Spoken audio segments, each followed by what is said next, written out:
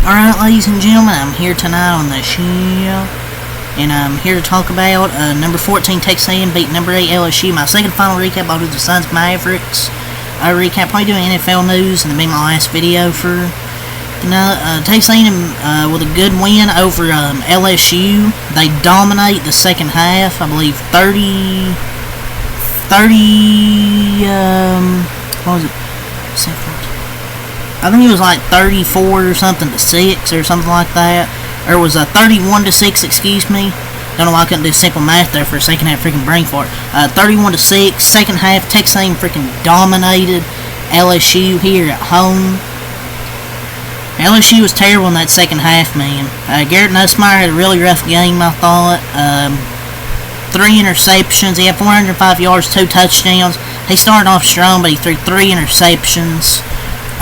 In the first half, this is the most mind-boggling quarter. In the first half, or most mind-boggling half, 259 yards, 2 touchdowns, no interception in the first half. And third quarter, that's where things started to unravel for Mr. Nussmeier. 39 yards, no touchdowns, 2 interceptions, and this was a game LSU was fully in control of.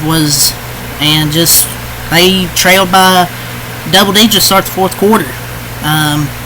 Garrett Nussmeier, I don't know if he's going to be a good quarterback going up to the NFL. The lights just felt too bright for the offense, and the Aggies are now first place in the SEC. Who would have thought that after they lost their first game? They've won every game since then. They lost, and they lose by the exact score of their last trip to College Station in 2022. But this one feels more gross. 3 botched field goals, 3 interceptions, and the inability to defend the Aggies' backup quarterback just leads to a total implosion. That just really sums it up well. There's no running game, 24 total rushing yards, and the offensive coordinator is not good. No screen pass, no counter runs. It's just they're not good. They couldn't run, and they still tried to run up the middle, and they couldn't. And the Aggies battled back, and they had 242 total rushing yards. That's the thing. I noticed here 242 rushing yards for the Aggies, 24 for LSU. And a big game, Brian Kelly. Big game, Brian Kelly strikes again. Oh, you gonna put on that fake accent there, Brian Kelly? You gonna put on that fake accent? I mean, LSU kind of defended them being ranked as high as they were, but who would they beat, realistically? Ole Miss? Dude, Ole Miss struggled with Oklahoma.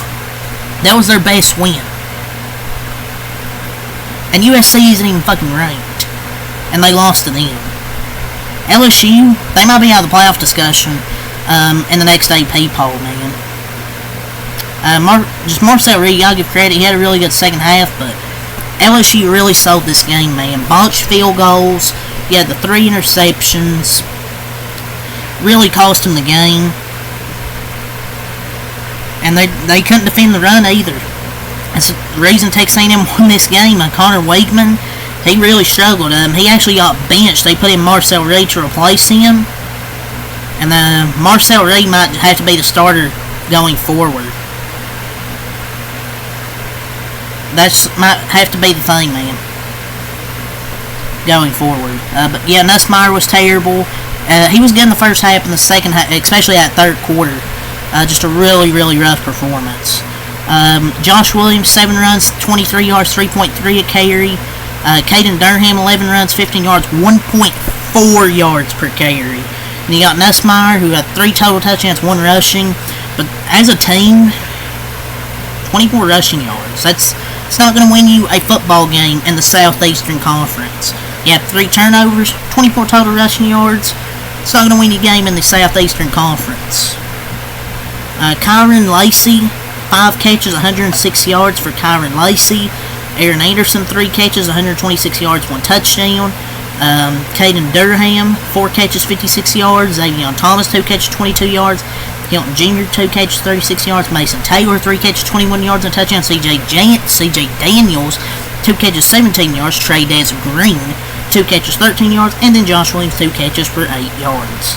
Their kicker was 3 botched kicks. He was 1 for 3.